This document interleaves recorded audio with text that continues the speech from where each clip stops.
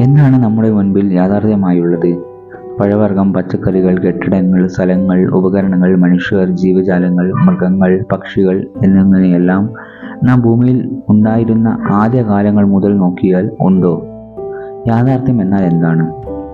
ഇന്ന് കാണുന്നതെല്ലാം അടുത്ത കാലങ്ങൾ കഴിഞ്ഞാൽ ഉണ്ടാകുമോ? ശരിയായ ബന്ധങ്ങൾ, തെളിവുകൾ ഇല്ലാത്ത പക്ഷം യാഥാർത്ഥ്യമായത് ഉണ്ട് എന്ന് നാം എങ്ങനെ യുക്തിപരമായി വിശ്വസിക്കും, കണക്കിലെടുക്കും?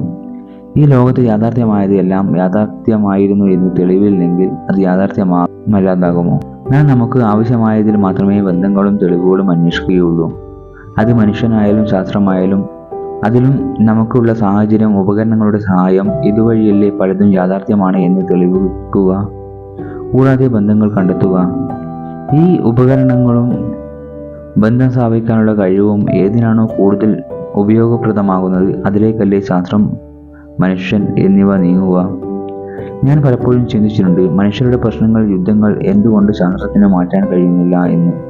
നാം ശാസ്ത്രചിന്ത വരുന്നതിന് മുൻപ് തന്നെ പച്ചക്കറി, പഴവർഗ്ഗം, സമൂഹം, വന്യജീവികളെ സമൂഹങ്ങളിലേക്ക് മാറ്റൽ എന്നിങ്ങനെ പലതും ചെയ്തിരുന്നു. സെലക്റ്റീവ് ബ്രീഡിംഗ് വഴിയും മറ്റും പരിണാമത്തിലൂടെ കുറേ വർഷങ്ങൾ കൊണ്ട് നടക്കേണ്ട പ്രവർത്തനം കുറച്ചു കാലം കൊണ്ട് മാറി. നാം quantum world, cosmos, space exploration തുടങ്ങിയ പുതിയ ഒരു മുഖച്ഛായ പോലും ഭൂമിക്ക് നൽകി. പക്ഷേ മനുഷ്യന്റെ പട്ടിണി, പ്രശ്നങ്ങൾ, യുദ്ധങ്ങൾ മാറ്റാൻ ശാസ്ത്രത്തിന് കഴിയുന്നില്ല. പണ്ടത്തെ അപേക്ഷിച്ച് മനുഷ്യലോകം ഇന്നത്തെ ടെക്നോളജി കൊണ്ടും മാറേണ്ട സമയം കഴിഞ്ഞു.